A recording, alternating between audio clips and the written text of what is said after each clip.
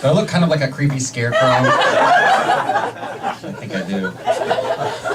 I never gain any weight here or here, but I'm starting to gain weight here. I feel like I'm slowly morphing into some kind of Santa Claus lizard. It's not good. I don't like how I look, and people are always making it worse by comparing me to actors I don't want to be compared to. Like Jeff Goldblum. Why would you tell me that? Or Steve Buscemi. Or Adrian Brody.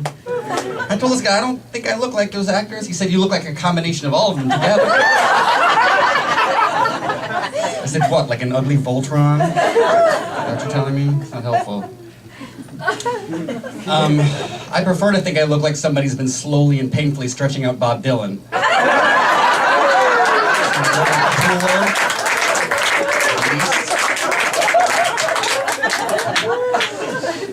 About myself, my name is Pablo. My dad is from Ecuador. My mom is from Wales, which in LA means that yes, I am Mexican. Correct. And people see me confused out here by the fact that I'm not doing manual labor for them, so to make my neighbors feel more at ease, I've been going over there every Wednesday and mowing their lawn. Make them feel comfortable, get into their world. I'm from New Orleans, originally, actually. All right, really? Who dat? That's what you say there. I'm not sure what it means still. Apologies. I'm from New Orleans originally, and the house I grew up in was completely destroyed by Katrina. Yeah, that's my ex-girlfriend's name, Katrina. That's a pretty bad scene. I just turned 44 recently, which is a great age. I think every age is a great age, but we have such a weird culture of shame about age. It's kind of peculiar, I think, in our country. That's why you see like these anti-aging creams. What's that about? I mean, isn't telling someone not to age kind of like telling them not to take a shit? Could you please just stop this biological process right now? We'd really appreciate that. Doesn't seem very fair. Because if you think about it, you have only two options in this life. Either you're an age or you're dead. There's really no middle ground, so any age is pretty kick-ass, if you look at it that way. I'm not sure I understand the issue.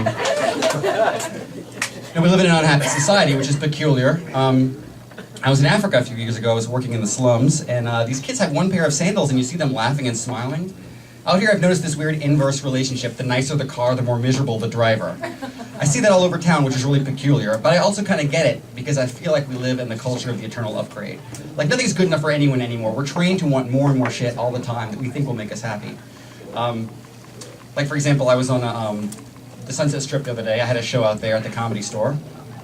And across from the Comedy Store is the House of Blues, and it was the 4th of July, and so for some reason in front of the House of Blues, they had these two girls gyrating around in these 4th of July Star-Spangled Banner bikinis.